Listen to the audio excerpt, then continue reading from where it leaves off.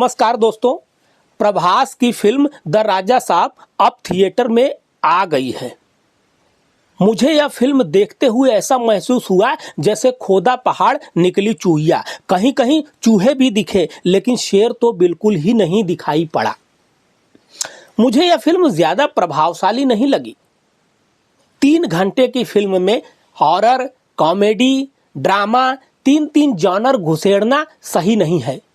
मुझे तो ऐसा महसूस हुआ कि यह फिल्म बच्चों और किशोरों को ध्यान में रख करके बनाई गई है। उन्हें यह फिल्म अच्छी लग सकती है। दोस्तों, इससे पहले कि मैं रिव्यू और विस्तार से करूं, आपसे रिक्वेस्ट करूंगा कि मेरे इस चैनल रील कनेक्ट को आप लोग सब्सक्राइब जरूर कर लें।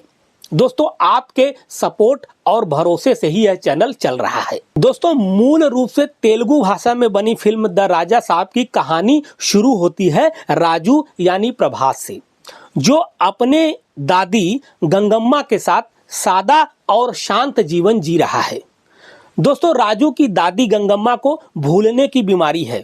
ज्यादातर बातें वो भूल जाती हैं, लेकिन अपने पति कनक राजू यानी संजय दत्त को वो कभी नहीं भूलती। दोस्तों, राजू की दादी गंगम्मा के सपने में कभी कभी उसके दादा कनक राजू आते रहते हैं। एक दिन दादी अपने पोते राजू से उसके दादा को ढूंढ कर लाने के लिए कहती हैं। राजू अपनी दादी की बात मानकर हैदराबाद निकल पड़ता है। तलाश करते करते वह एक पुराने और डरावने महल तक पहुंचता है, जो महल उसके गायब दादा कनक राजू से संबंधित होता है। दादा की तलाश के दौरान राजू यानी राजा साहब यानी प्रभास का सामना एक खतरनाक आत्मा से होता है। यहीं से फिल्म में रहस्य और डर शुरू हो जाता है। भूत प्रेत, मायावी शक्तियां, तांत्रिक और सम्मोहन का खेल शुरू होता है। दोस्तों, इस हवेली का सच क्या है? राजू की दादी गंगम्मा के सपने में दादा कनक राजू क्यों आते हैं? राजू अपने दादा से मिल पाएगा या नहीं? राजा साहब और उस खतरनाक आत्मा से जो संघर्ष होता है, उसका अंजाम क्या होता है, यह सब जानने के लिए आपको यह फिल्म देखनी चाहिए। दोस्तों, द राजा साहब फिल्म में कलाकारों की एक्टिंग की बात करें तो प्रभास, संजय दत्त और कुछ दृश्यों में बोमन ईरानी की एक्टिंग तारीफ के काबिल है। जरीना बहाव ने भी प्रभावित किया है।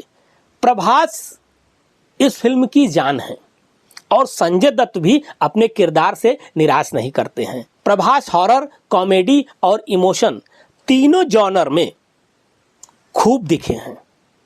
हालांकि बाहुबली जैसा एनर्जी लेवल नहीं है, लेकिन फिर भी दर्शकों की नजरें प्रभास पर टिकी रहती हैं। संजय दत्त अपने खौफनाक किरदार से डराने में कामयाब रहते हैं। बाकी दोस्तों, इस फिल्म के स्क्रिप्ट में और अन्य कलाकारों के लिए बहुत ज्यादा स्पेस नहीं दिया गया है। हालांकि वो लोग भी अपना काम ठीक ठीक से निभा गए हैं, लेकिन मुझे लगता है कि इस फिल्म में बाकी कलाकारों को इसलिए भी रखा गया है कि इस फिल्म की लंबाई 3 घंटे से ज्यादा की जा सके।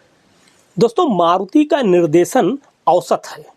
मुझे फिल्म की लंबाई भी थोड़ी ज्यादा लगी। कई सीन ऐसे लगते हैं जो सिर्फ समय भरने के लिए ही डाले गए हैं। हाँ, वीएफएक्स का काम काफी शानदार है। राक्षस, मगरमच्छ का निकलना, उड़ता हुआ धुआं, उड़ती रेत और बर्फबारी के दृश्य आंखों को बांध लेते हैं। जब जब प्रभास और संजय दत्त आमने सामने आते हैं, दर्शकों को उनसे जुड़ाव महसूस होता है। दादा दादी और पोते के बीच का जो इमोशनल बॉन्डिंग है, वो बहुत बढ़िया से दिखाया गया है। दोस्तों, एक सीन है हॉस्पिटल का जो मुझे बड़ा अच्छा लगा। मुझे उम्मीद है कि वो सीन जो है दर्शकों को भी अच्छा लगेगा। काफी बढ़िया से फिल्माया गया है। फिल्म में अंत का जो आधा घंटा है वो काफी बढ़िया है। दोस्तों, द राजा साहब फिल्म प्रभास और संजय दत्त की एक्टिंग के लिए देखी जा सकती है। बाकी फिल्म में डर का असर शुरू होते ही खत्म हो जाता है और कॉमेडी औसत है। भूत प्रेत, तांत्रिक, जादू, जो कुछ मसाला दिखाया गया है उसमें कुछ नया नहीं है और फिल्म की कहानी ऐसी भी नहीं है जिसमें दर्शक पूरी तरह से उसमें खो जाएं। स्क्रीन प्ले में भटकाव नजर आता है। हाँ, बैकग्राउंड म्यूजिक थोड़ा डर का माहौल जरूर बनाता है। हिंदी डबिंग काफी अच्छी है। फिल्म के जॉनर के हिसाब से गीत संगीत औसत हैं। फिल्म का उद्देश्य ऐसा है कि गीत संगीत में डूबने का मन नहीं होता। दोस्तों, राजा साहब फिल्म पूरी तरह से प्रभास और संजय दत्त की फिल्म है। फिल्म देखने जाएंगे तो टाइम पास हो जाएगा, लेकिन कुछ खास और यादगार अनुभव लेकर के नहीं आएंगे। हाँ, वीएफएक्स का प्रयोग करिश्माई है। वीएफएक्स के कुछ अच्छे प्रयोग और भव्य सेट के लिए यह फिल्म याद रह जाएगी। बच्चों और नई जनरेशन को यह फिल्म कुछ हद तक प्रभावित कर सकती है। तो दोस्तों, द राजा साहब फिल्म का रिव्यू आपको कैसा लगा कमेंट में जरूर बताइएगा। आपने फिल्म देख ली तो आपको फिल्म कैसी लगी यह भी आप मुझ तक जरूर पहुंचाइए। और लास्ट में एक रिक्वेस्ट, मेरे इस चैनल रील कनेक्ट से जुड़ जाइए, मेरे इस चैनल को सब्सक्राइब कर लीजिए। आपका सहयोग और समर्थन मुझे और अच्छा कंटेंट बनाने के लिए प्रेरित करता है। दोस्तों, अगले वीडियो में मिलते हैं फिर किसी और फिल्म के रिव्यू के साथ। तब तक के लिए नमस्कार, धन्यवाद।